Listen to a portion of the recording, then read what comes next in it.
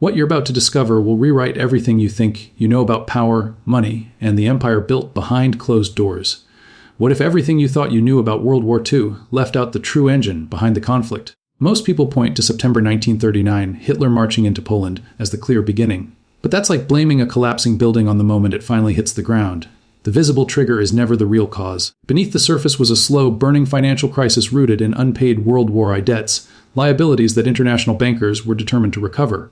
What if I told you that Hitler's ascent wasn't merely the product of nationalism or charisma, but the outcome of a financial structure engineered years earlier, that the Second World War wasn't simply a military confrontation, but a massive, global debt reset operation disguised as ideology, nationalism, and territorial ambition? Today, I'm going to walk you through how a system of impossible reparations transformed a struggling artist into a geopolitical battering ram for foreign creditors, and how the deadliest conflict in human history can also be understood as the largest forced debt collection in modern times. The story doesn't begin in 1939. It starts 2 decades earlier, inside the Palace of Versailles in 1919. When German representatives signed the treaty ending World War I, the world focused on territorial losses, military humiliation, and political restructuring. Hidden between those clauses was something far more explosive: Article 231, the notorious War Guilt Clause. This provision legally pinned total responsibility for the war on Germany, laying the groundwork for a reparations scheme so extreme that many economists predicted another global conflict as a mathematical certainty. The reparations sum, 132 billion gold marks, roughly equivalent to 400 billion today, was never truly intended to be paid outright.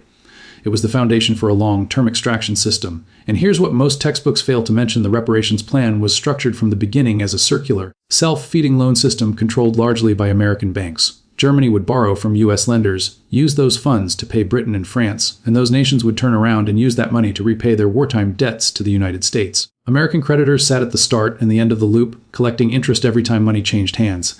This arrangement became formalized in 1924 through the Dawes Plan, named after Charles Dawes, an American banker. J.P. Morgan & Co. spearheaded huge loans to Germany, beginning with 800 million gold marks. But the loans came with significant strings attached. U.S. financial advisors gained influence over German taxation and spending. Germany's central bank was partially placed under outside supervision. Even German railways and key industries were pledged as collateral. In effect, Germany became a nation paying taxes not only for its own government, but for international creditors who collected their portion before Germany could use its own revenue. It was a form of financial receivership imposed on one of Europe's major industrial powers. And the arrangement wasn't temporary. The Young Plan of 1929 extended reparations to 1988, meaning generations not yet born in 1929 would spend their adult lives paying for a conflict they never experienced.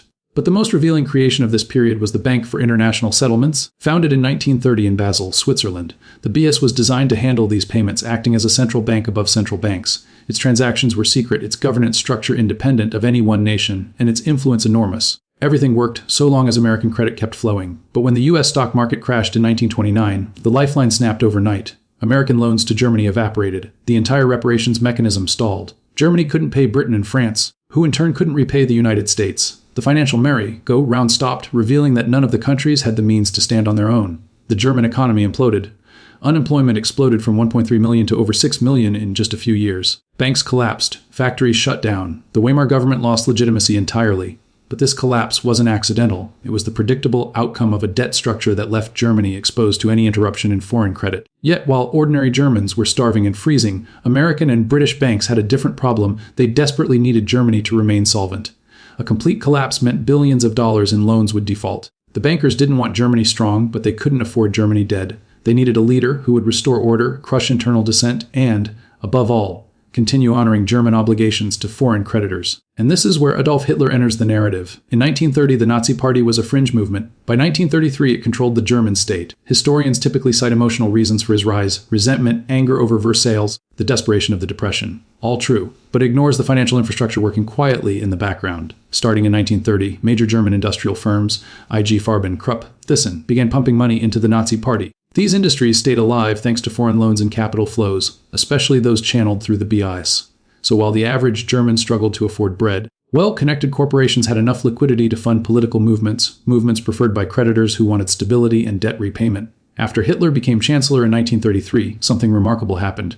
Instead of cutting ties, American investment in Germany increased. U.S. corporations played a critical role in rebuilding the German war machine. IBM provided the data systems used in Nazi administration. General Motors' subsidiary Opel Mass produced military vehicles. Ford's German branch manufactured equipment for the Wehrmacht. Standard Oil shared patents crucial for synthetic fuel Germany needed because it lacked natural petroleum. Then there were the banks: Prescott, Bush, Yes, from the Bush family dynasty, was a partner at Brown Brothers Harriman, which maintained deep financial ties with key Nazi industrialists.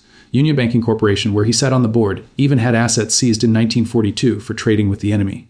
Meanwhile, the BIs continued operating throughout the entire war, enabling financial transactions between Allied and Axis central banks. Nazi gold, much of it stolen from occupied nations and Holocaust victims, was processed through the BIS. American and British bankers sat in meetings alongside German officials even while their countries were bombing each other's cities. By the late 1930s, Germany owed creditors tremendous sums. Eastern European countries, Poland, Czechoslovakia, Romania, owed money to Germany as well. When Hitler invaded these nations, he wasn't just pursuing ideological fantasies. Conquest provided control over their resources and the ability to enforce repayment of debts owed to German banks. To foreign creditors, a militarily aggressive Germany was useful. A weak Germany couldn't pay its international bills. A strong Germany could plunder enough wealth to meet its obligations. That's why American businesses and banks continued supporting German industries long after Hitler's ambitions became obvious. Once war broke out, the financial dynamics intensified. Occupied nations were forced to pay the cost of their own occupation. France alone transferred hundreds of millions of marks annually to Germany, money that helped sustain Germany's war economy and indirectly serviced its international debts. But everything shifted when the United States entered the war in 1941. Just as in World War I, America became the financial engine behind the Allied effort. Through the Lend-Lease program, the U.S. loaned over $50 billion to Allied nations, around $700 billion in today's dollars. By the end of the war, Britain, once the world's leading creditor, had become its largest debtor. In 1944, as the war still raged, the Allied nations gathered at Bretton Woods and created a new global financial system. The U.S. dollar became the center of global trade. The IMF and World Bank were born, and America emerged with unprecedented financial dominance. After the war, Germany's debts were treated far more leniently than after World War I. Policymakers had learned that crushing a major economy was bad for creditors. A debtor who can pay slowly is more profitable than one who collapses. West Germany received aid through the Marshall Plan and was integrated into the U.S.-led economic order. Meanwhile, the BS survived intact, despite its wartime activities, and continues operating today as one of the most influential financial institutions in the world. In the decades that followed, the pattern repeated.